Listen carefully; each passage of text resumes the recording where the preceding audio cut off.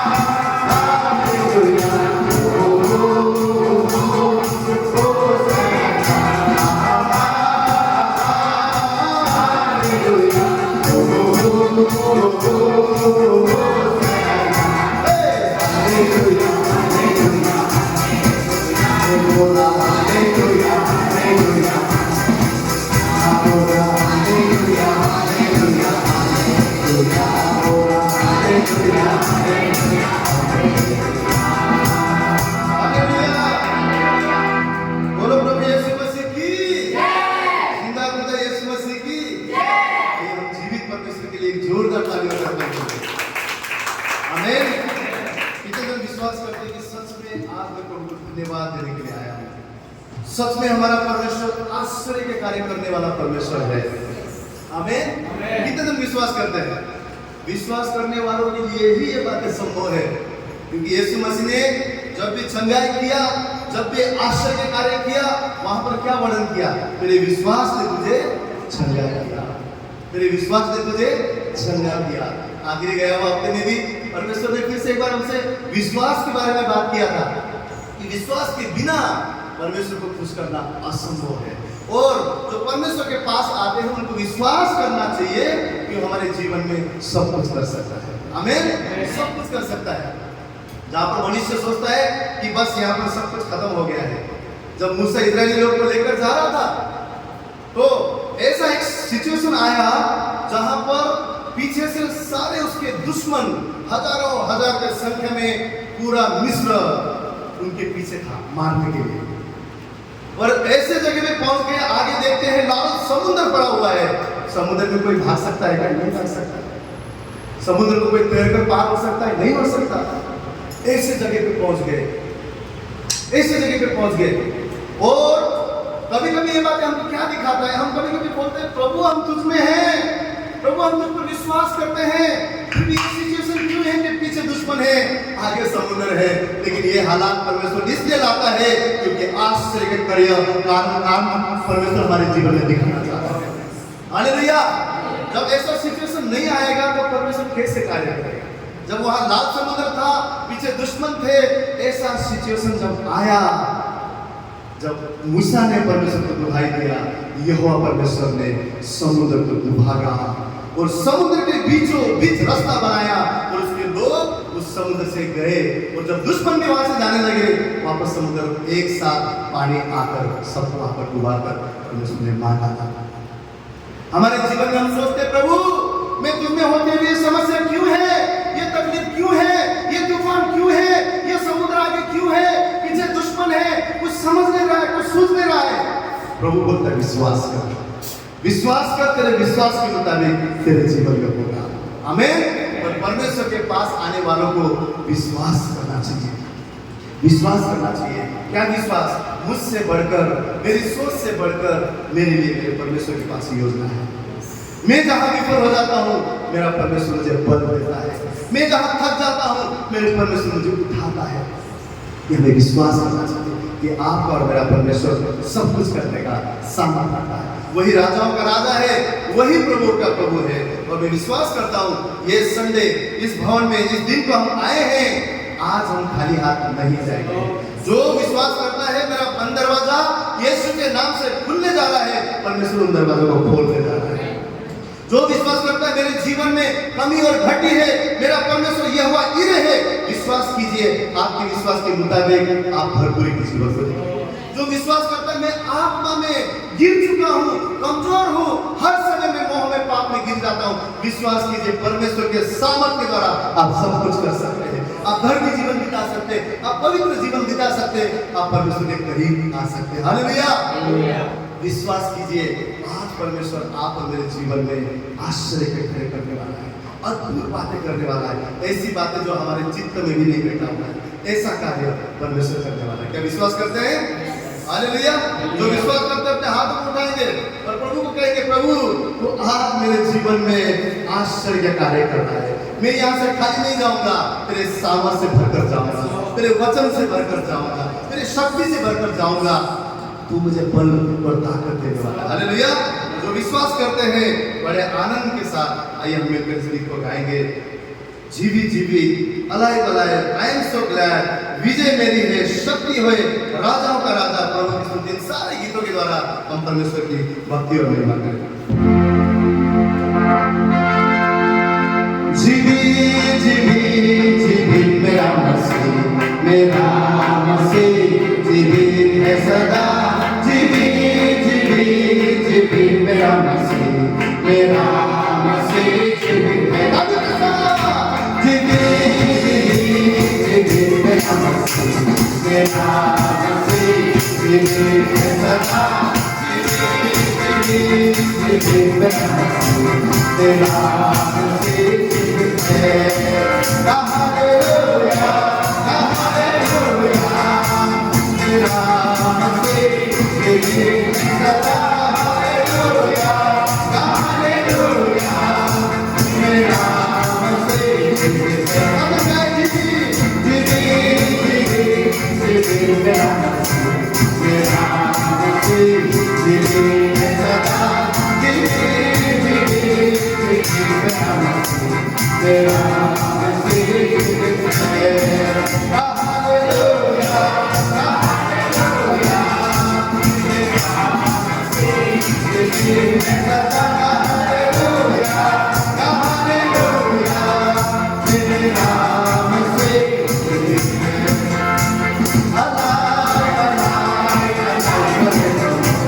my Jesus is alive forevermore.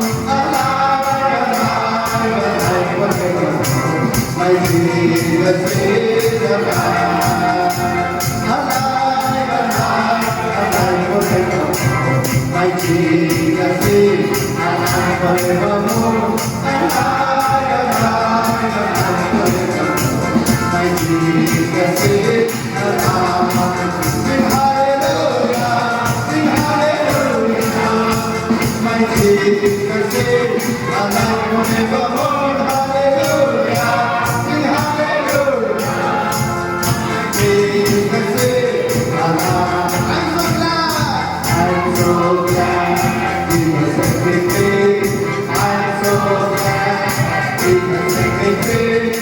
I'm so glad He has set me free. Singing glory, hallelujah. He has set me free. Listen, I'm so glad He has set me free. Hey, I'm so glad He has set me free. I'm so glad He has set me free. Singing glory, hallelujah. He has set me free. Oh Lord, they will have me bound, but He has set me free. They will have me bound, but He has set me free. They will have me bound, but He has set me free. Singing glory, hallelujah. He has set me free.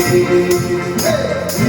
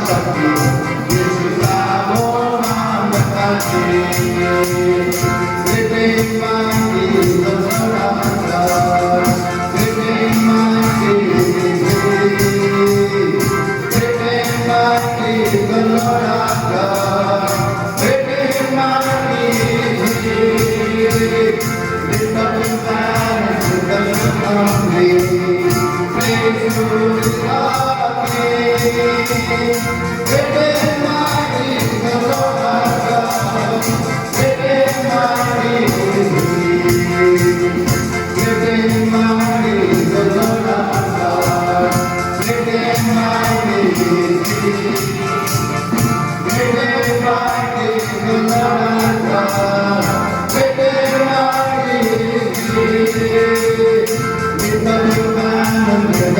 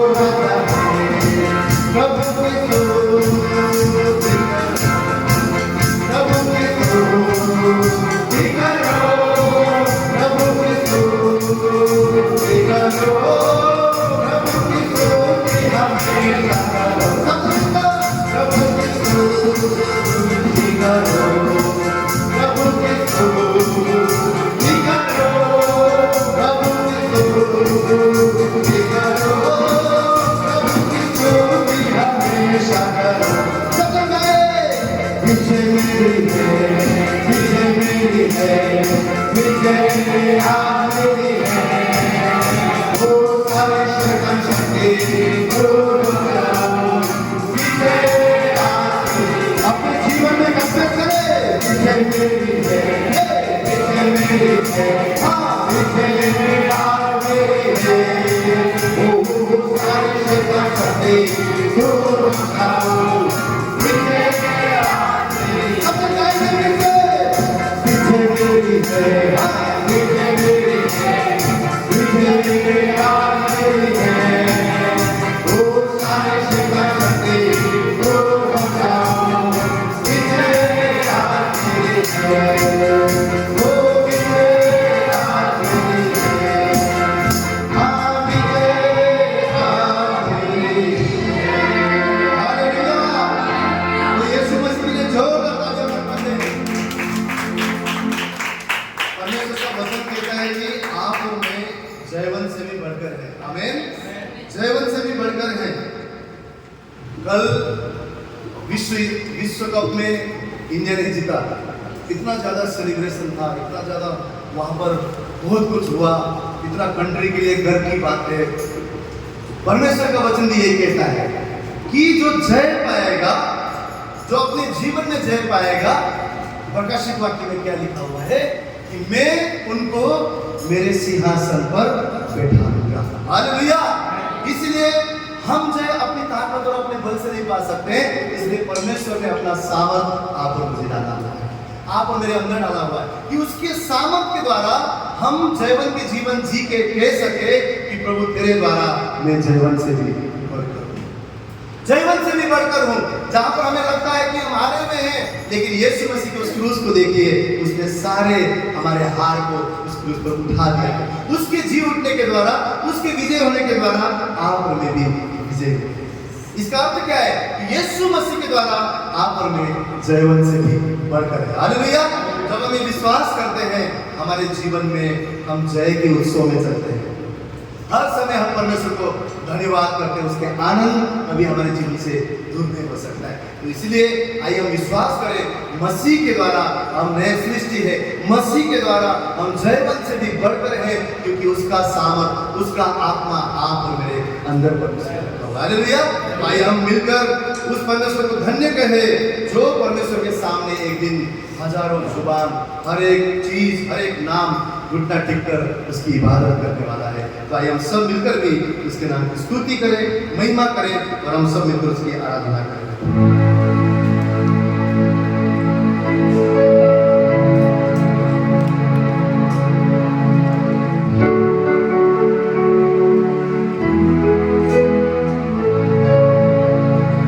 सारे सृष्टि पर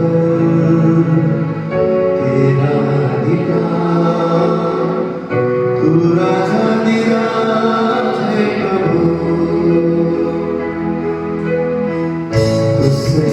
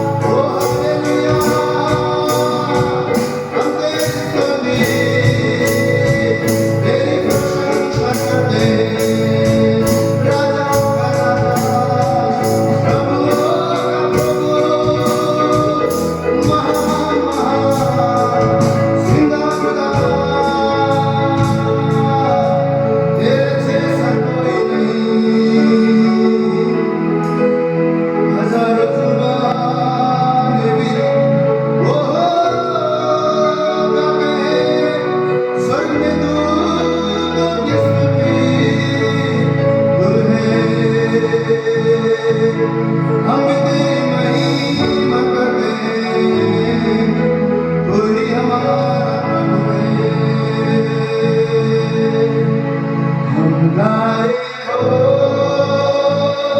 सेना भूला जाऊंगा हे राजा तेरी महिमा होवे सदा तू है प्रभु हमारा खुदा सदा हम गाए हो सेना पूरा जाऊंगा हे राजा तेरी महिमा होवे सदा तू है प्रभु हमारा खुदा यीशु मसीह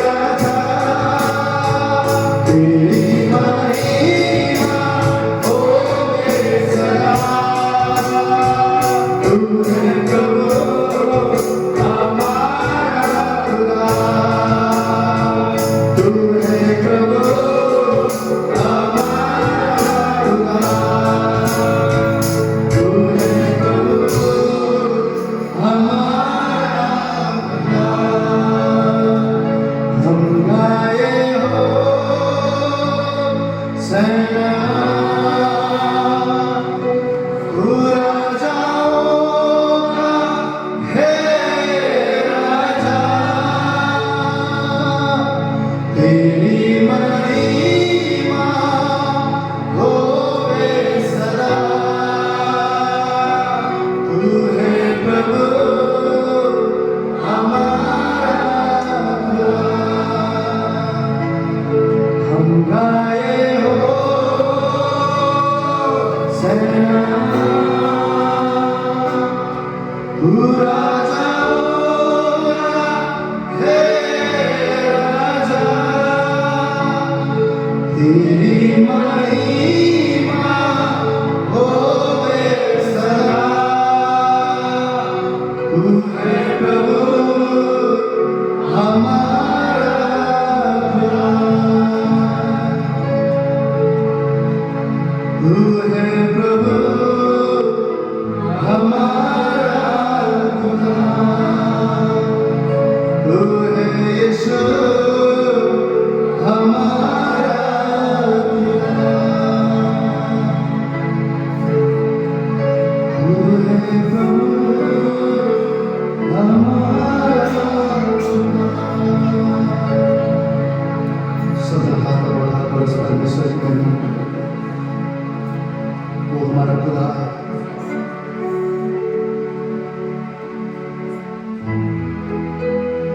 उसने हमारे खातिर उस क्रूस को उठाया। उस पिता ने अपना इकलौता पुत्र आप पर मिलने के दिया। कितना वो दयालु है, कितना वो अनुग्रहकारी है। उसने हमें कभी नहीं त्यागा, कभी नहीं छोड़ा। उस पिता ने उस पवित्र आत्मा को आप मेरे जीवन में डाला ताकि हम कभी भी अकेला ना पड़े, कभी हम निर्बल ना हो जाए। परंतु पवित्र आत्मा आप मुझे सहायता करने के लिए वो सहारा बनकर वो परमेश्वर स्वयं आप मेरे हृदय में है। इतना वो अनुग्रहकारी, इतना वो दयालु परमेश्वर जो कहता है, जो पवित्र आत्मा के द्वारा यीशु की मैंने जी उठाया, वही पवित्र आत्मा तुम्हारे अंदर में रहा। आप अकेले नहीं हैं, हम सब अकेले नहीं हैं, परंतु परमेश्वर का रूह आप और मेरे साथ है। वो यीशु मसीह आप और मेरे साथ है। सदा उसमें आनंदित और मगन होकर हर परिस्थिति और हालात में उसकी महिमा और उसके लिए होसना गाए, क्योंकि वो भला परमेश्वर है। पवित्र आत्मा साथ है तू हमारे सदा, अपनी राहों पर हमको चला और यीशु के जैसा बना। सब जन अपने आवाज उठाकर, हाथों को उठाकर उस खुदा से विनती करें, पवित्र आत्मा साथ है तू हमारे सदा,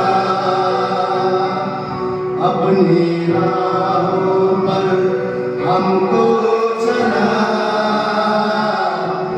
और यीशु के जैसा बना। आपकी आवाज में हम गाए हो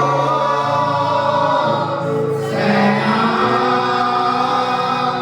पूरा जाओगा हे राजा, तेरी महिमा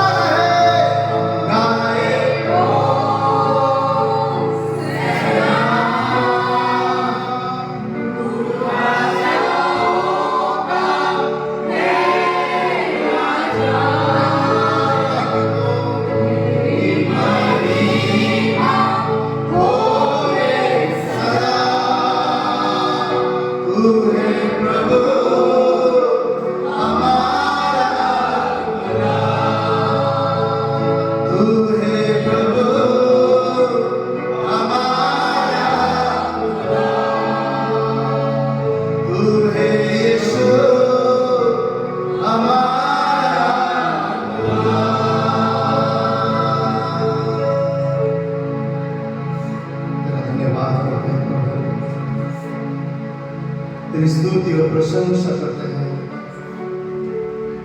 सच में तू अद्भुत परमेश्वर है, सच में तू महान परमेश्वर है। किससे हम तेरी तुलना करें प्रभु? तेरे अनुग्रह के द्वारा हम सब जीवित हैं परमेश्वर। तेरे बल के द्वारा प्रभु हम ताकतवर होते हैं।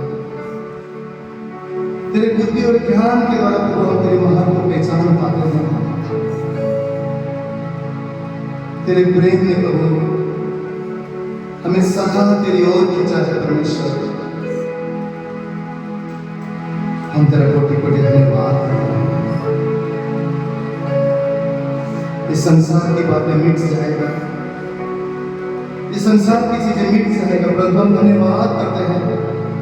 तेरा वचन कहता है प्रभु, तुझमें जो है वो सदा के लिए अटल रहेंगे परमेश्वर। इस सुबह हम यही प्रार्थना करते हैं, सदा ये मन तुझे चाहे, सदा ये हृदय तुझसे प्रेम करने पाए प्रभु, सदा तेरे लिए भागे, सदा तेरे लिए प्यासा बने पाए प्रभु। ये प्यास सदा तेरे लिए बढ़ता जाए परमेश्वर। जैसे हिरनी जल के लिए, वैसे मेरा दिल तेरे लिए तरसे। जैसे हिरनी जल के लिए, वैसे मेरा दिल तेरे लिए तरसे। यीशु राजा, ऐसा मंदिर जो तुझसे प्रेम करे, तुझे चाहे राजा, तुझे ही ढूंढे, तुझे ही खोजे, तेरी तलाश करे। क्योंकि हम जानते हैं तूने कहा, जो मुझे खोजता है मुझे पाता है। ये मन तेरी तलाश करता है, तुझे खोज लेता है ताकि हमारे जीवन में सदा तेरी मर्जी में हम चल सकें। सदा आंधी और तूफान के बीच में भी हम तुझे अपना हाथ थामा हुआ देख सके परमेश्वर। तू ही हमें आगे चलाने वाला परमेश्वर। तू हमारा भाग्य है, तू हमारा भाग्य यीशु राजा। हम जानते हैं प्रभु, तेरे बिना हमारा जीवन व्यर्थ है। तेरे बिना हमारे जीवन के आशीष व्यर्थ है प्रभु। तेरे बिना सब कुछ व्यर्थ है। इस सुबह तेरी महिमा और प्रशंसा करता है। तुझे सारा आदर, प्रशंसा और महिमा देते हैं प्रभु। धन्यवाद करते हैं तेरे वचन के द्वारा। इस सुबह तू हमसे बात करने जा रहा है, इसलिए हम तेरा मेरे से कोटि कोटि धन्यवाद, सारा आदर और महिमा तेरे नाम में धन्यवाद करते हैं। सदा अपनी विनती को हमारा उद्धार करता प्रभु यीशु मसीह के नाम से मांगते हैं। हर एक जन कहते हैं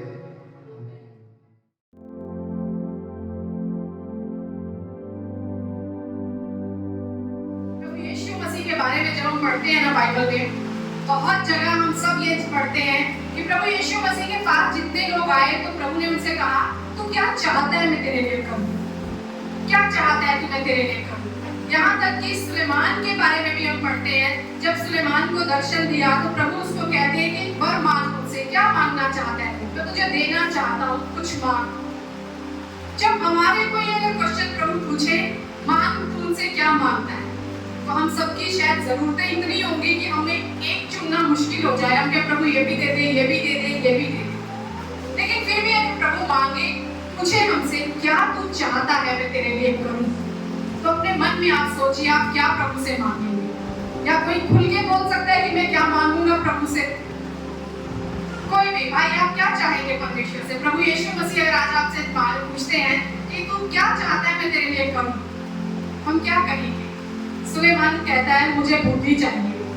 जो जरूरत हमें नजर आती है ना सबसे बड़ी, हम वही मांगते हैं। हाँ, सुलेमान की जरूरत है मुझे बुद्धि, ज्ञान और समझ दे, ताकि ये जो इतनी प्रजा है ना मेरे पास, मैं इसका न्याय सही से कर सकूं, मैं इनके बीच में सही से आया जाया कर सकूं। जो बीमार होते हैं तो वो चंगाई मांगते हैं, जो गरीब होते हैं तो वो धन की आशीष मांगते हैं। हर कोई अपनी जरूरत के अनुसार मांगता है। लेकिन पवित्र शास्त्र में एक व्यक्ति के बारे में हम पढ़ते हैं और वो राजा है। वो क्या कहता है? उससे प्रभु नहीं कहते कि तू कुछ उनसे मांग, पर वो कह रहा है, क्या बोल रहा है? अगर हम सब अपनी पवित्र शास्त्र को खोलेंगे, 27वां अध्याय भजन संहिता का,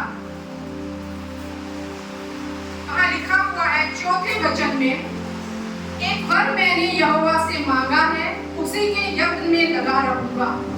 कह रहे जो मैं मांग रहा हूँ ना, मैं उसकी खोज भी कर रहा हूँ, उसके यत्न में लगा हुआ हूँ कि बस तो मुझे मिल जाए किसी तरह, कि मैं जीवन भर यहोवा के भवन में रहने पाऊं। वो क्या मांगना चाह रहा है? कि मैं जीवन भर प्रभु तेरे भवन में रहने पाऊं, जिससे यहोवा की मनोहरता पर दृष्टि लगाए हो।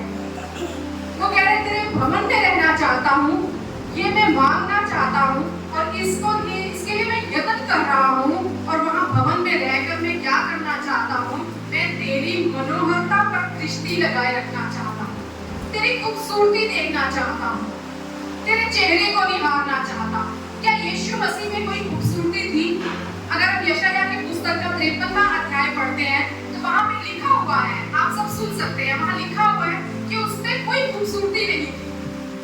इस कदर यीशु मसीह वहाँ उस क्रूस पर थे कि उनके चेहरे में कोई खूबसूरती नहीं थी और लोगों ने उन्हें तुच्छ जाना और उनका त्याग किया। वो हमारे अधर्म, हमारे पापों के लिए, हमारे अपराधों के लिए, हमारी अशांति के लिए वहाँ उस क्रूस के ऊपर गए। और आगे में फिर वचन क्या लिखता है वहाँ पे? हमारे अधर्म का बोझ यहोवा ने उस पर लाद दिया। हमारे अधर्मों का बोझ उसके ऊपर लगा हुआ है। और वो फिर भी वहाँ हम कहते हैं, जब हम उस क्रूस की ओर देखते हैं तो हम क्या कहते हैं? एक क्रूस से परमेश्वर की हमें खूबसूरती नजर आती है। वो खूबसूरती जो परमेश्वर ने ग्रहण कर ली सारी, वो हमारे जीवन में जब खूबसूरती देती है ना, तब हम कहते हैं प्रभु वहां से हमें खूबसूरती मिलती है। वहां हम जब उस चेहरे को देखते हैं तो हम कहते हैं तेरी मनोहरता को मैं निहारना चाहता हूँ। दाऊद कह रहे हैं मैं यहोवा की मनोहरता पर दृष्टि लगाए रखना चाहता हूँ। मैंने एक वर मांगा है, मैं तेरे भवन में रहना चाहता हूँ और मैं इसको यत्न से इसकी खोज कर रहा हूँ। और वहां रहकर मैं क्या चाहता हूँ कि बस मैं तेरी मनोहरता पर दृष्टि लगाए। बहुत बार हमें मौका मिलता है परमेश्वर के भवन में आने का, बहुत बार हमें मौका मिलता है कि और कहीं भी जाने का, लेकिन फिर भी हम उन दोनों में से किसका चुनाव करते हैं ये हमारे ऊपर निर्भर करता है। कई बार हमारे पास बहुत मौके होते हैं परमेश्वर के भवन में आने के और हम छोड़ देते हैं हमसे। अगर हम भजन संहिता 84 पढ़ते हैं 84, ये आप सबको अगर याद हो तो जब हमारी जो कलीसिया की ओपनिंग हुई थी तब ये पूरा भजन संहिता पढ़ा गया था। वहाँ क्या लिखा हुआ है? वो पूरे परमेश्वर के भवन की खूबसूरती के बारे में बता रहा है कि भवन की चाह जब हम रखते हैं ना, क्यों हमें चाह है परमेश्वर के भवन की? क्योंकि वहाँ कह रहे हैं तेरे निवास क्या ही प्रिय है, मेरा प्राण यहोवा के आंगनों की अभिलाषा करते करते मूर्छित हो चला। ये अगर हम सारा पढ़े तो इस सब में हम पढ़ सकते हैं। जब हम भवन में आते हैं हम बल पाते हैं, शक्ति पाते हैं। और उसके बाद जाकर 10वें वचन में क्या लिखा है? क्योंकि तेरे आंगनों में का एक दिन और कहीं के 1000 दिन से उत्तम है। दुष्टों के डेरों में वास करने से अपने परमेश्वर के भवन की देवड़ी पर खड़ा रहना ही मुझे अधिक भावता है। कहीं के 1000 दिन से एक दिन संडे का मुझे उत्तम है। कहीं मैं 1000 दिन भी बिताऊं, ये हम सबका बहुतों का अनुभव होगा जब हम कहीं बाहर जाते हैं, घूम फिर कर आते हैं। पर जब भवन में आते हैं हम कैसे प्रभु यहीं आकर सुकून मिलता है।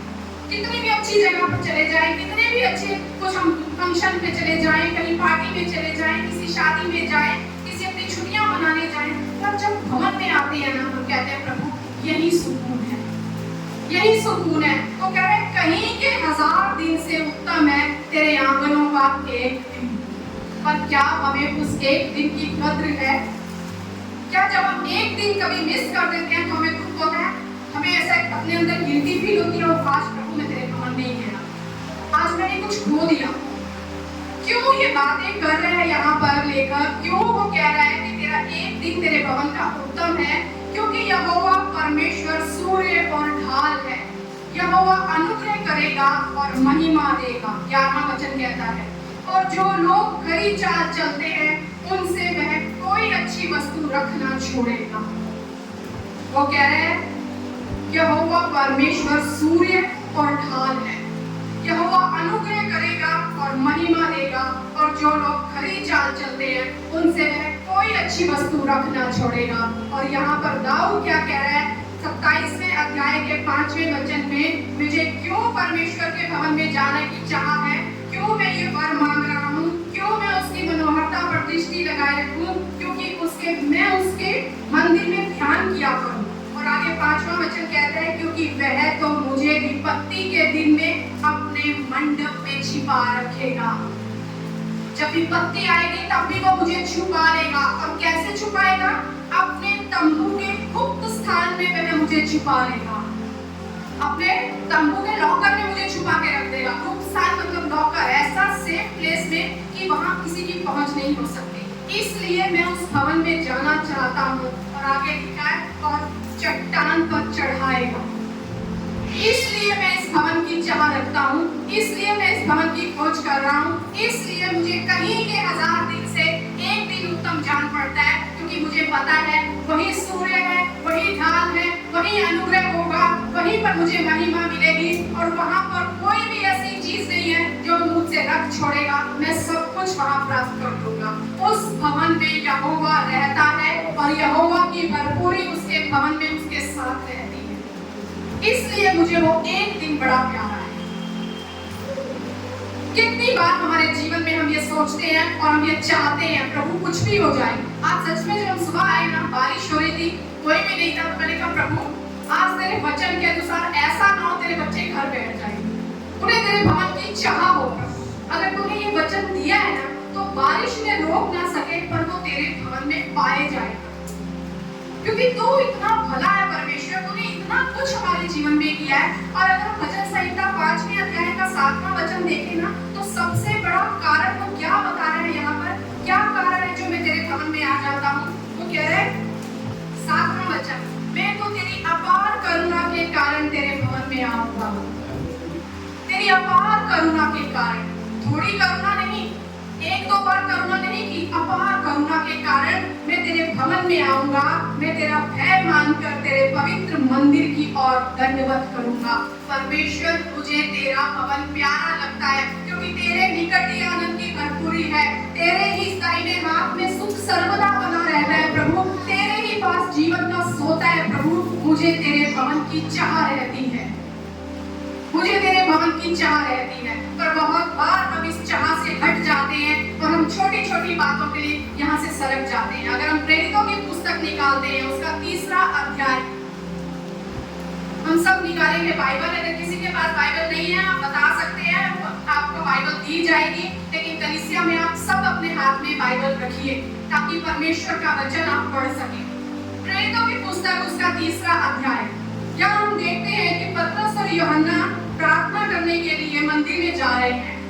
और वहाँ वचन में लिखा है, और लोग एक जन्म के लंगड़े को ला रहे थे, जिसको वे प्रतिदिन मंदिर के उस द्वार पर जो सुंदर कहलाता है बिठा देते थे।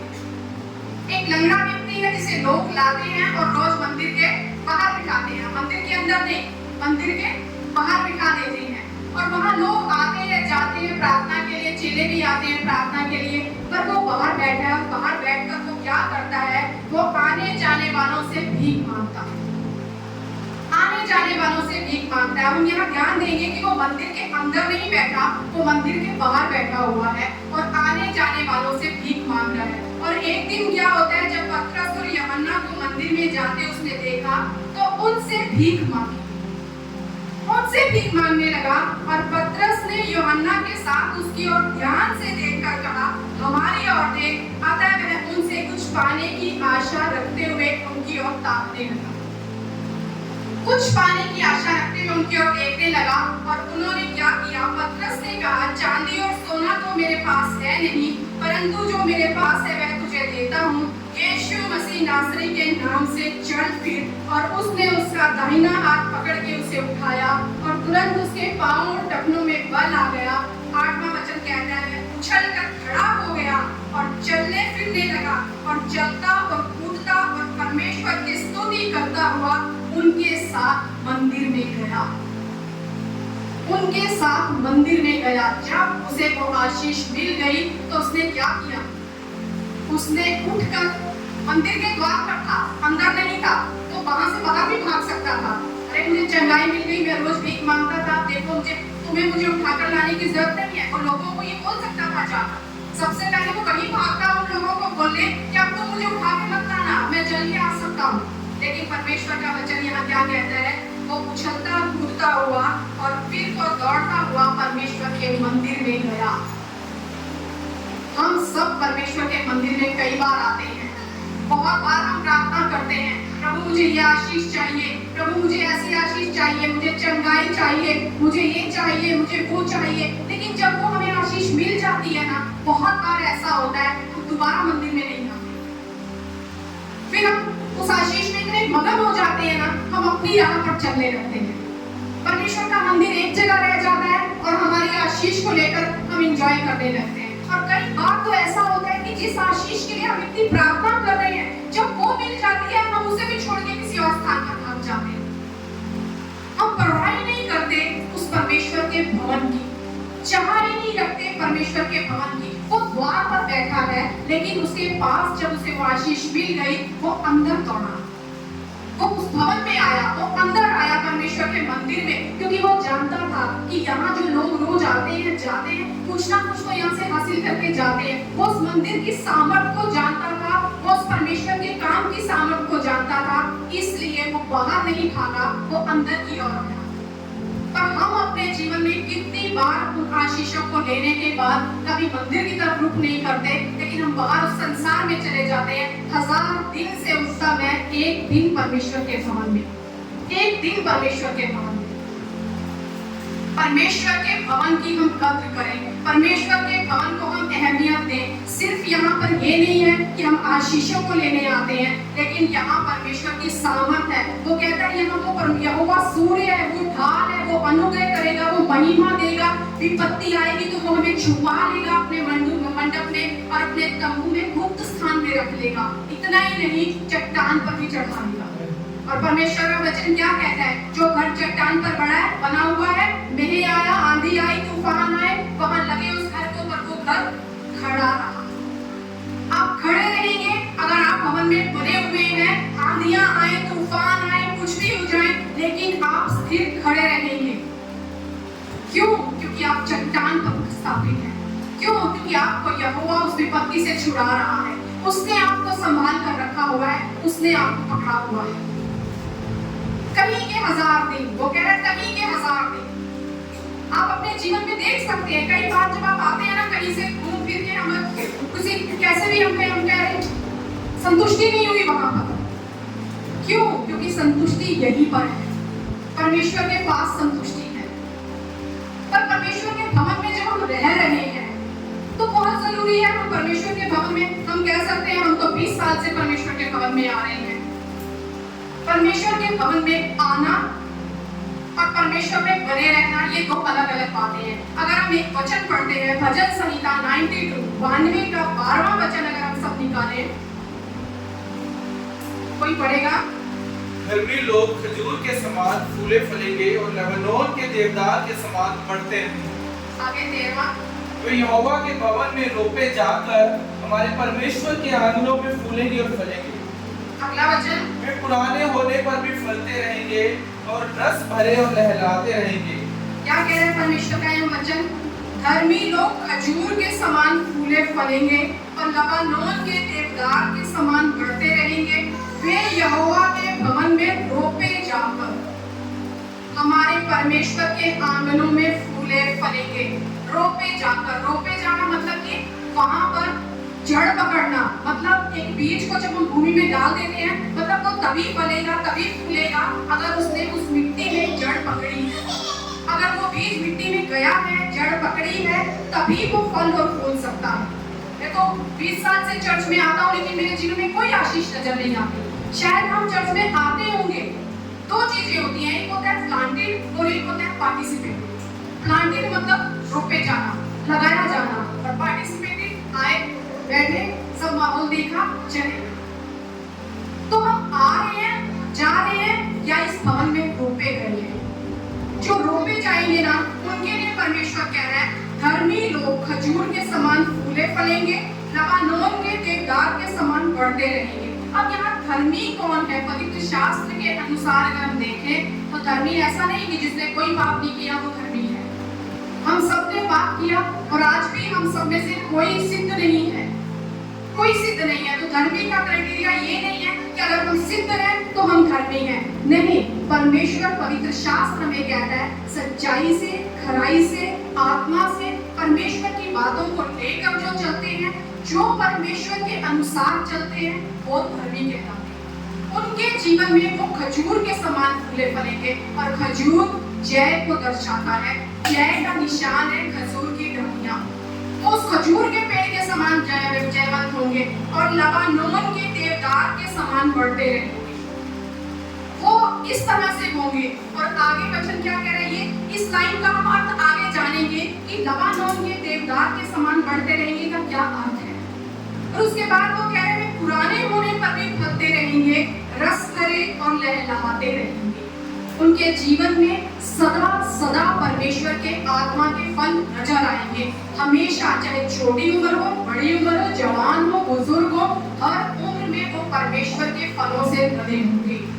ये क्राइटेरिया है धर्मी होने का। ये है जो परमेश्वर के राज्य में बोए जाते हैं। कई बार हम परमेश्वर के भवन में तो होते हैं, लेकिन हमारे अंदर कुछ और चल रहा होता है। अगर हम देखते हैं उड़ाऊ पुत्र की घटना, हम सब जानते हैं उड़ाऊ पुत्र के बारे में, सब जानते हैं उड़ाऊ पुत्र के बारे में। हम पर उस घटना में ज्यादातर छोटे बेटे के बारे में जानते हैं कि उसने सब कुछ लिया और वो चला गया पिता को छोड़कर, बाद में पश्चाताप करके वापिस लौटा। लेकिन अगर हम लूका का 15वां अध्याय निकालें तो वहां हम सब देख सकते हैं कि क्या घटना लिखी गई है। यहाँ पर लूका का 15वां अध्याय, वहां क्या लिखा हुआ है? अगर हम 25वें वचन से पढ़ें तो हम सब देख सकते हैं वहां पर, जब उस भाई को पता लगता है ना मेरे घर में जश्न मनाया जा रहा है, बाजे बज रहे हैं, लोग पार्टी चल रही है, पला हुआ बछड़ा काट के वहां पे पार्टी में हो रही है, फंक्शन हो रहे हैं। क्यों? क्योंकि छोटा बेटा लौट आया है, जश्न मनाया जा रहा है। जब वो ये सब देखता है तो वो अपने सेवक को कहता है कि ये क्या है? उसका सेवक कहता है तेरा भाई लौट आया है, इसलिए तेरा पिता जो है वो जश्न मना रहा है। और वहां क्या लिखा हुआ है?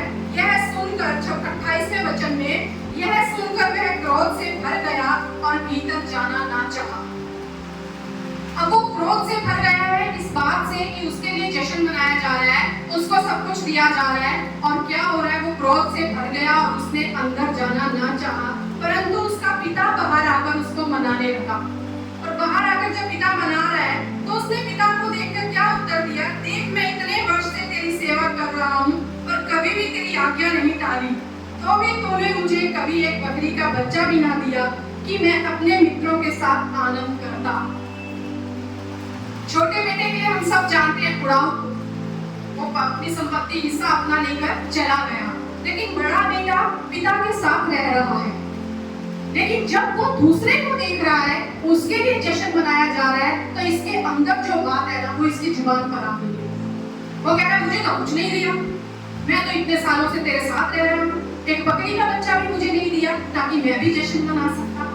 इच्छा उसके भी अंदर थी जश्न मनाने की, चाहत वो भी रख रहा था उस पिता से कुछ हासिल करने का। परमेश्वर के वचन के अनुसार परमेश्वर हमें यहाँ ये सिखाना चाहता है कि जब हम परमेश्वर के पास आए तो परमेश्वर की मनोहरता पर दृष्टि लगाएं, ना कि हम ये देखें दूसरे को तो वो सब मिल गया, मुझे तो कुछ नहीं मिला, दूसरे को तो सब दे दिया। या जब हम कलीसिया में आए तो हम ये इच्छा लेकर ना आए, अरे चर्च जाऊंगा, मुझे भी प्रचार का मौका मिलेगा, मुझे भी प्रार्थना का मौका मिलेगा, मैं भी वर्शिप टीम में शामिल होऊंगा। नहीं किया, ठीक है, बाकियों को कर लिया, हम चर्च छोड़कर जा रहे हैं। ये परमेश्वर के भवन का मकसद नहीं है। परमेश्वर के भवन का मकसद होना चाहिए तेरी मनोहरता को मैं निहारूं, तेरी मनोहरता को। वो यहाँ मांग रहा है उस पिता से, मांग रहा है। क्या हम मांग कर कुछ हासिल कर सकते हैं? सब कुछ तो उस पिता के पास है। वो कह रहा है कि कोई ऐसी चीज नहीं जो मैं तुमसे रख छोड़ूंगा। फिर हमें मांगने की जरूरत क्यों पड़ती है? क्यों कई बार हम अपने अंदर अपनी इच्छाओं को दबा कर बैठे रहते हैं कि मुझे ये मिलेगा तभी मैं चर्च में आऊंगा, मुझे ऊपर शामिल करोगे तभी मैं चर्च में आऊंगा। अरे प्रार्थना का अवसर दूसरों को देते हैं, मुझे तो कभी मिला ही नहीं, मुझे तो एक चांस नहीं देते। देना और ना देना ये मनुष्य के हाथ में नहीं है। आप सब जानते हैं भाई जॉन ने कई बार ये बात बोली है, जब हम पुरानी चर्च में थे उस पासवान ने हमारा वचन रुकवा दिया था, जबकि हम पिछले 10-15 सालों से परमेश्वर का वचन प्रचार कर रहे हैं, लेकिन उस पासवान ने हमारा वचन रुकवा दिया। क्या रीजन है हमें नहीं पता, वो परमेश्वर जाने और वो उनके बीच की बात है। लेकिन हमने चर्च जाना नहीं छोड़ा, क्योंकि हम चर्च में प्रचार करने नहीं जाते, हम उस परमेश्वर से मिलने जाते थे जो उस परमेश्वर उस कलीसिया में उपस्थित होता था। वहाँ पे विचारी भी हो सकते हैं, वहाँ जलन रखने वाले भी हो सकते हैं, नफरत करने वाले भी हो सकते हैं, लेकिन परमेश्वर का वचन कहता है जब तुम चलोगे मेरा राज्य तुम्हारे साथ चलेगा। अगर तुम्हारे अंदर इतना विश्वास है मैं प्रभु में बना हुआ हूँ, मैं परमेश्वर की बातों के अनुसार चल रहा हूँ, मैं धर्मी हूँ, तो मेरे साथ उस परमेश्वर का राज्य चल रहा है। प्रभु मेरे जाने से वहां पर तेरे नाम से बहुत से काम होंगे। कौन है कितने हैं मैं नहीं जानता। अब्राहम ने क्या कहा लूत के बारे में, जब हम पढ़ते हैं सदोम और गमोरा का जब नाश करने के लिए दूत आए, अगर तुझे वहां धर्मी मिलता है ना, 50 धर्मी नहीं, 40 धर्मी नहीं, 30 धर्मी, अरे ज्यादा नहीं होंगे प्रभु, थोड़े भी मिले ना तो तू दया करना। आपको नहीं पता कई बार उस भवन के ऊपर क्यों कृपा बनी रहती है, शायद आपकी धार्मिकता के कारण वो भवन बचा हुआ हो। बहुत जरूरी है हमें अपने परमेश्वर की मनोहरता को निहारें। उस भवन में जाएं तो अपने अंदर इच्छाओं को दबा कर ना चले, मुझे ये मिले ये मिले ये मिले। वो देने वाला है। उस पासवान ने रोका, शायद उन्हें लगता होगा मेरे पास अधिकार है, मैं सब कुछ कर सकता हूँ। पिलातुस ने भी यही कहा जब यीशु मसीह को क्रूस पर चढ़ा रहा था। पिलातुस ने कहा क्या तू जानता नहीं तुझे छोड़ देने का, क्रूस पर चढ़ाने का मेरे पास अधिकार है। यीशु मसीह ने क्या कहा, अगर ये अधिकार तुझे ऊपर से ना मिलता तो तेरे पास ये अधिकार ना होता। अगर ऊपर से अधिकार ना मिले तो वो अधिकार तेरे पास ना होता। और अगर परमेश्वर की ओर से अधिकार आपको दिया गया है तो आप उस अधिकार का सही इस्तेमाल करें या गलत इस्तेमाल करें, वो लेन देन आपका परमेश्वर के साथ है। और अगर आपके जीवन में परमेश्वर की बुलाहट है तो उसे कोई मनुष्य रोक नहीं सकता। 3 महीने में एक बार हमारा प्रचार करने का मौका आता था, लेकिन जिस दिन उस पासवान ने हमारा प्रचार रोका, परमेश्वर ने इतने द्वार खोले कि हम हफ्ते में 3 बार प्रचार करने लगे। 3 बार प्रचार करने लगे, क्योंकि वो बुलाहट उस मनुष्य की नहीं थी, परमेश्वर की थी। इसीलिए परमेश्वर हमें ये सिखाना चाहता है, मनुष्यों पर निर्भर मत हो।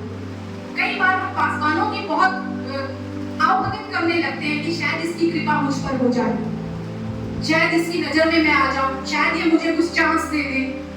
अरे सेवा करनी है उस खुदा की करो, क्योंकि देने वाला वही है जो आपके जीवन में कार्य करेगा। 25 साल 30 साल ऐसे लोगों को मैंने कलीसिया में देखा है जो ये बोलते थे कि परमेश्वर के राज्य में हम हैं, हम बहुत आगे हैं। जब हम कलीसिया में नए आए तब भी मैंने उन्हें वही काम करते देखा, आज भी वो वही काम कर रहे हैं। और 25 साल के बाद वो कहते हैं कल मेरी आंखें खुल गई, कल मेरी आंखें खुल गई। अरे आपको क्या पता अभी भी आपकी आंखें खुली हैं या नहीं खुली, क्योंकि वो सिर्फ पासवानों की सेवा कर रहे हैं, उन्हीं की आवभगत कर रहे हैं, उन्हें पता ही नहीं है परमेश्वर कहाँ है। वो भवन में आकर भी वो पासवान की सेवा कर रहे हैं। परमेश्वर कहता है मेरे भवन में मैं रहता हूँ, मैं सूर्य हूँ, मैं ढाल हूँ, मैं अनुग्रह करने वाला हूँ, मैं तुम्हें महिमा दूंगा, मैं तुम्हें विपत्ति से छुड़ाऊंगा, मैं तुम्हें चट्टान पर खड़ा करूंगा। कोई मनुष्य आपको खड़ा नहीं कर सकता, कोई पासवान आपको चट्टान पर खड़ा नहीं कर सकता। अपने जीवन में इस बात को आप ठान लीजिए, खास तौर से इटर्निटी फेलोशिप में इस बात को आप हमेशा याद रखिए कि आप परमेश्वर के चुने हुए हैं, पासवान के चुने हुए नहीं हैं। आपको परमेश्वर ने चुना है और आपके जीवन की हर बुलाहट उस परमेश्वर की ओर से होगी। परमेश्वर ने सेवक ठहराए हैं, अपने दास ठहराए हैं, जो आपके सुख दुख में आपके सहभागी हो सकते हैं, आपके लिए प्रार्थना कर सकते हैं, आपका हाल चाल पूछ उठ सकते हैं, आपके साथ मजबूती से खड़े हो सकते हैं, लेकिन आपकी निगाहें अपने परमेश्वर की ओर टिकी होनी चाहिए। मैं उसकी मनोहरता को निहारना चाहता हूँ। दाऊद शायद इस भेद को जान गया था, इसीलिए वो कहता है क्योंकि ये तेरा वायदा है, जितनों ने मेरी ओर दृष्टि की उन्होंने ज्योति पाई। पासवान की ओर दृष्टि करके आप ज्योति नहीं पा सकते। एक दिन पालेंगे, दूसरे दिन फिर अंधकार में जाएंगे। लेकिन जब आप परमेश्वर की तरफ दृष्टि लगाते हैं, आप वहां से ज्योति को पाएंगे। लोगों पर भरोसा करना बंद कीजिए, परमेश्वर की चाह रखिए, परमेश्वर के भवन की चाह रखिए। भवन में आए तो प्रभु मैं तेरे लिए आया हूँ, मैं सिर्फ तेरे लिए आया हूँ, कितने सालों से तेरे साथ हूँ, मैं कोई फर्क नहीं पड़ता, लेकिन एक दिन भी अगर आता हूँ ना, मैं तेरी चाह रखकर आता हूँ प्रभु। एक दिन भी अगर आता हूँ तो मैं तुझसे पाना चाहता हूँ। बहुत सी परेशानियां हम सबके जीवन में आएगी, हम सब मिलकर प्रार्थना कर सकते हैं, लेकिन छुड़ाने वाला एक ही है। जब आप गवाही दो, उस खुदा की गवाही दो। ये नहीं कि पासवान ने प्रार्थना करी, एल्डर ने प्रार्थना करी, उसने प्रार्थना करी। हम 10 नाम लेने के बाद बोलते हैं पासवान को धन्यवाद, एल्डर को धन्यवाद, चर्च को धन्यवाद और प्रभु यीशु मसीह को भी धन्यवाद। जबकि परमेश्वर कहता है मैं अपनी महिमा किसी को नहीं देता। हम बांट देते हैं उसकी महिमा को टुकड़ों में, और परमेश्वर जलन रखने वाला परमेश्वर है। कई बार हम नहीं जानते वो जलन जो होती है ना, हम ही उत्पन्न कर देते हैं अपने खुदा के हृदय में। किनके प्रति? उस पासवान के, उन एल्डरों के, उन कांग्रीगेशन के प्रति। और प्रभु कहता है ये मेरी महिमा खा रहे हैं।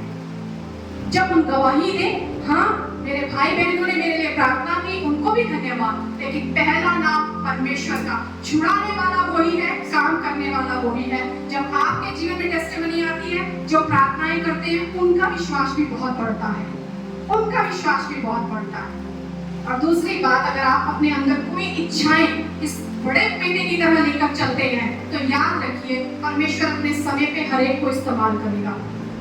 भजन यशायाह 6 अध्याय में हम देखते हैं, यशायाह के बारे में हम सब पढ़ते हैं कि यशायाह क्या देखता है, परमेश्वर के भवन का एक दृश्य देखता है।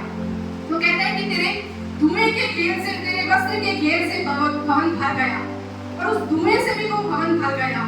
वो कहता है इतना पवित्र है वो परमेश्वर।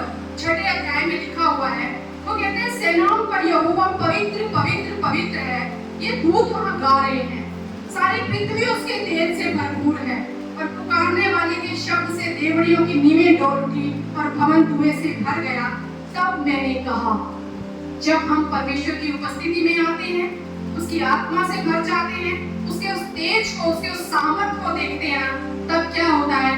वो हमें काटता है, वो हमें आर पार करता है, वो हमें छेदता है, तब हम जान पाते हैं। यशायाह यहाँ क्या कह रहा है कि मैंने कहा हाय हाय मैं नष्ट हुआ, क्योंकि मैं अशुद्ध ओठ वाला मनुष्य हूँ और अशुद्ध ओठ वाले मनुष्यों के बीच में रहता हूँ, क्योंकि मैंने सेनाओं के यहोवा महाराजा धीराज को अपनी आंखों से देखा है। बोल रहे जब मैंने उसे देखा तो मुझे मेरी अशुद्धता नजर आई, मुझे ये भी नजर आया मैं किस संगति में रह रहा हूँ, मुझे दोनों बातें नजर आई। तब वो क्या कह रहा है आगे 6वां वचन, तब एक सराफ हाथ में अंगारा लिए हुए, जिसे उसने चिमटे की से वेदी पर से उठा लिया था, मेरे पास उड़कर आया।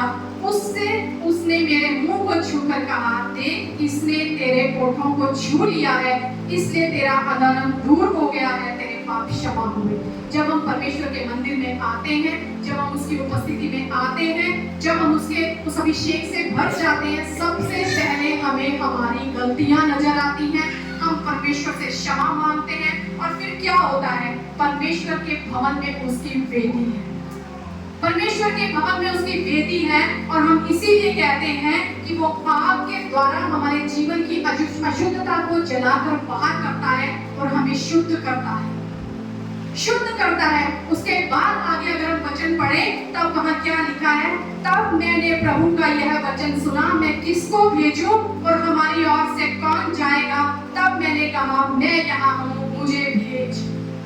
परमेश्वर आपको इस्तेमाल करने से पहले आपकी अशुद्धता को निकालना चाहता है। जब तक आप शुद्ध नहीं होंगे, तब तक वो आपको इस्तेमाल नहीं करेगा। हम पढ़ते हैं कि कौन सा बर्तन परमेश्वर के काम आता है? जो पवित्र है, जो निर्दोष है। क्या हम घर में अपने किसी गंदे बर्तन में खाना बनाते हैं? बिल्कुल नहीं। हमें धुला हुआ बर्तन चाहिए, हमें साफ सुथरा बर्तन चाहिए। इसीलिए परमेश्वर अपने समय पर आपको अपने लिए इस्तेमाल करेगा। यहाँ परमेश्वर ने यशायाह को पहले शुद्ध किया, उसे उसकी गलतियां दिखाई, उसके बाद उस वेदी की आग के अंगारे से उसमें शुद्धता आई, उसके बाद कहा अब जा मेरा काम कर, अब जा मेरा काम कर। आपके जीवन में परमेश्वर की ओर से दी गई बुलाहट को कोई रोक नहीं सकता, कोई रोक नहीं सकता। और दूसरी बात मैं कहूंगी, कभी भी किसी से मांगो मत, मांगो मत। जब हमारा वो प्रचार बंद किया गया, हमें कलीसिया के हर व्यक्ति ने, बहुत से व्यक्तियों ने आकर कहा आप बात करो, हम बात करें क्या पास्टर से, तो क्यों ऐसा कर रहा है। हमने एक ही बात कही, परमेश्वर का और उसके बीच का मसला है, परमेश्वर उसे भी देख रहा है, परमेश्वर हमें भी देख रहा है, पर हम उनसे बात नहीं करेंगे। जो हो रहा है चलने दो। क्यों? अगर हम यशायाह की पुस्तक में ही देखते हैं 66वें अध्याय में, तो वहां क्या लिखा हुआ है। बहुत जरूरी है आज हमें इन वचनों को समझना और गहराई से समझना कि क्यों कुछ बातों में हमें चुप रहना जरूरी है, क्यों कुछ बातों में हमें जल्दबाजी नहीं करनी चाहिए। क्योंकि हम बीच में अगर पढ़ते हैं ना, तो परमेश्वर कहता है हाय है उस व्यक्ति पर जिसके कारण ना ठोकर लगती है। आप मत कुछ भी करिए, आप चुप रहिए, परमेश्वर खुद काम करता है। 66वें वचन के 66वें अध्याय के 6 वचन में लिखा है, सुनो नगर से कोलाहल की धूम, मंदिर में से एक शब्द सुनाई देता है, वह यहोवा का शब्द है, वह अपने शत्रुओं को उनकी करनी का फल दे रहा है। यहोवा के भवन से एक शब्द सुनाई दे रहा है। जब आप वचन सुनते हैं, बहुत बार जो वचन हम सुनते हैं ना, उसमें परमेश्वर बहुत कुछ बोलता है हमसे, और उन वचनों में परमेश्वर ये भी कहता है कि शत्रुओं को, वो यहाँ वचन क्या लिखा है, अपने शत्रुओं को उनकी करनी का फल दे रहा है। परमेश्वर का वचन क्या कहता है कि जो तुम्हें छूता है ना, मेरी आपकी पुतली को छूता है। तो यानी अगर आपको कोई छू रहा है, तो परमेश्वर को छू रहा है। आप परमेश्वर के चुने हुए हैं, तो वो परमेश्वर के तो प्रिय है, लेकिन जो आपका शत्रु है, वो परमेश्वर का शत्रु है, और उसकी करनी का फल परमेश्वर को मिलेगा। तुम भागीदार मत बनो। कभी भी अपनी बुलाहट के लिए उतावले मत हो, धीरज धरो। परमेश्वर की बात जो हो, अगर परमेश्वर ने आपके लिए रखा है, तो वो जरूर इस्तेमाल करेगा। अगर मनुष्य की ओर से होगा ना, मनुष्य आपको चढ़ा भी दे कहीं, अगर परमेश्वर की ओर से नहीं है, तो आप उसमें बने नहीं रह सकते। क्योंकि अगर वो परमेश्वर की ओर से नहीं है, तो आपको वो भवन प्यारा ही नहीं लगता, आपको उसकी चाह ही नहीं है, तो आप एक दिन यहाँ 10 दिन वहां, एक दिन यहाँ 1000 दिन वहां। इसलिए मनुष्य अगर जो बुलाहट लेकर आएगा, वो टिकी नहीं रह सकती, लेकिन जो बुलाहट परमेश्वर की ओर से है, वो सदा सर्वदा आपके जीवन में बनी रहेगी, सदा सर्वदा बनी रहेगी। बहुत जरूरी है हम इस परमेश्वर के भवन की चाह रखें, बहुत जरूरी है उसकी मनोहरता को निहारे। वो कहता है विपत्ति के दिन वो मुझे छुड़ा लेगा। यशायाह की पुस्तक में ही एक घटना है, 36वें अध्याय में हम पढ़ते हैं, वहां पर मैं आपको शॉर्ट में समझा दूंगी। वहां पर एक राजा है, जिस राजा ने, यहाँ लिखा हुआ है, हिजकिय्याह राजा के 14वें वर्ष में अश्शूर के राजा सनहेरीब ने यहूदा के सब गढ़ वाले नगरों पर चढ़ाई करके उनको ले लिया। वो सनहेरीब राजा ने सारे यहूदा के गढ़ों को जीत लिया, और उसके बाद उसने हिजकिय्याह के पास एक लेटर भेजा, एक व्यक्ति भेजा रबशाके, और वो जाकर कहने लगा कि जैसे हमने सारे राष्ट्रों को जीत लिया है ना, हम इसे भी उजाड़ देंगे, इस राष्ट्र को भी हम जीत लेंगे। और वो कहता है लोगों से भूल में मत रहो, ये जो हिजकिय्याह तुम्हें कह रहा है ना, तुम्हारा परमेश्वर तुम्हें छुड़ा लेगा, वो नहीं, तुम्हें धोखा दे रहा है, वो तुम्हें नहीं छुड़ा सकता, लेकिन हम तो सब कुछ नाश कर देंगे। वहाँ लिखा हुआ है कि जब वो पत्री उसे मिलती है, तो वो क्या करता है हिजकिय्याह, 37वें अध्याय के पहले वचन में लिखा है, जब हिजकिय्याह राजा ने यह सुना, तब वह अपने वस्त्र फाड़ और टाट ओढ़कर यहोवा के भवन में गया।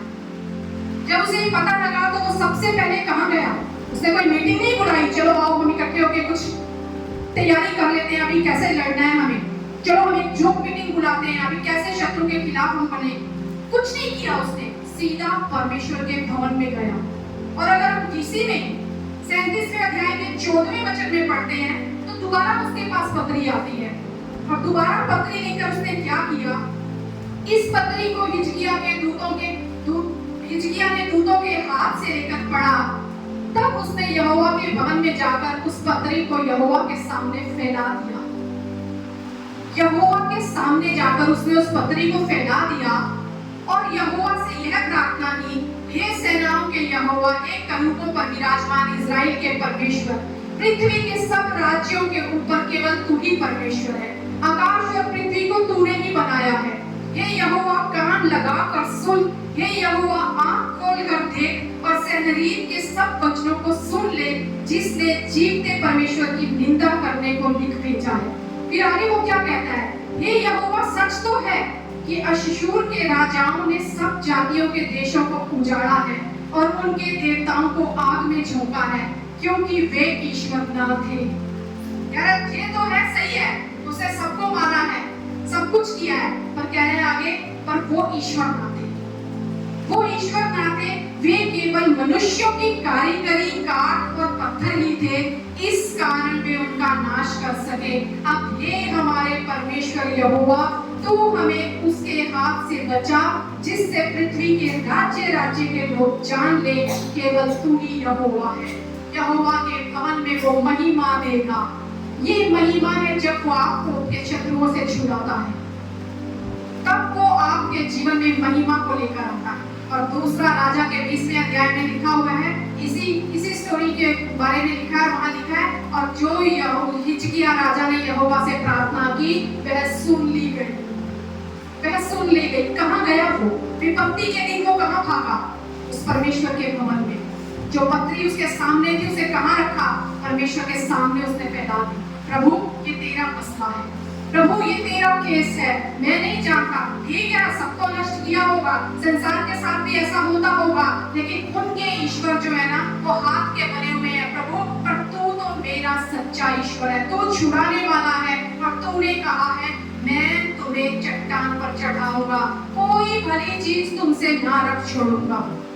मैं तुम्हारा ऐसा परमेश्वर हूं। जब हम उस यहोवा के भवन में आते हैं, हम चाह लेकर आए, प्रभु मैं तुझे नहीं मारने आया, प्रभु मैं तेरी ओर देखता हूँ, मैं तेरी मनोहरता पर दृष्टि लगाता हूँ, क्योंकि मैं जानता हूँ तू ही सूर्य है, अंधकार में तेरा ही प्रकाश मेरे जीवन में चमकेगा। प्रभु तू ही मेरी ढाल है, शत्रुओं से तू ही मुझे छुड़ाएगा, विपत्ति के दिन तू ही मुझे छुपा लेगा प्रभु, और फिर मुझे चट्टान पर खड़ा करेगा। ये यहोवा के भवन की खूबी है। वो आपको यहाँ शुद्ध भी करेगा, वो यहाँ से आपको बुलाहट भी देगा आपके जीवन की, वो यहाँ से आपको उठाएगा भी, वो आपको नया जीवन भी देगा। अगर हम लूका की पुस्तक में पढ़ते हैं, खत्म करने से पहले हम लास्ट ये देखेंगे वचन। लूका की पुस्तक के 2 अध्याय में क्या लिखा हुआ है? 36वें वचन में एक स्त्री के बारे में लिखा है, अशेर के गोत्र में से हानायाह नामक फुनेल की बेटी एक भविष्यवक्ता थी। वह बहुत बूढ़ी थी और विवाह होने के बाद 7 वर्ष अपने पति के साथ रह पाई थी। वह 84 वर्ष से विधवा थी और मंदिर को नहीं छोड़ती थी। उसके जीवन से सब कुछ छूट गया था, उसका पति छूट गया था, उसका कोई और रहा नहीं था, लेकिन फिर भी वो मंदिर को नहीं छोड़ रही थी।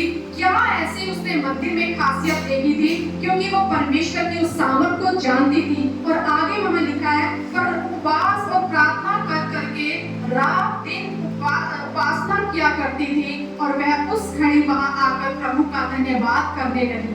कब? जब उसने प्रभु यीशु मसीह के रूप में देखा।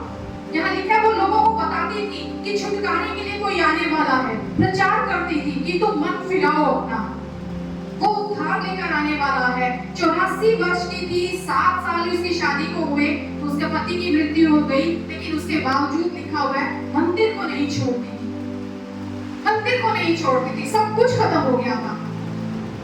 आज कोई घटना अगर हमारे साथ ऐसी घट जाती है, कुछ थोड़ा सा परेशानी हो जाती है, हम कहते हैं क्या बचा है जीवन में? कुछ भी तो नहीं बचा। लेकिन वो उस मंदिर को नहीं छोड़ रही, मंदिर को पकड़ के बैठी हुई है, क्योंकि वो जानती है यहीं पर मेरे लिए सब कुछ है। परमेश्वर से जो प्रेम करते हैं, उनके लिए सारी बातें मिलकर भलाई को उत्पन्न करती हैं। मेरे जीवन में वो फिर भलाइयां दिखाने वाला परमेश्वर है। वो मंदिर को नहीं छोड़ रही। कितनी बार आज हम मंदिर को छोड़ देते हैं, मर्जी आती है चले जाते हैं, मर्जी आती है घर बैठ जाते हैं, मर्जी आती है बिना बताए कहीं भी चले जाते हैं।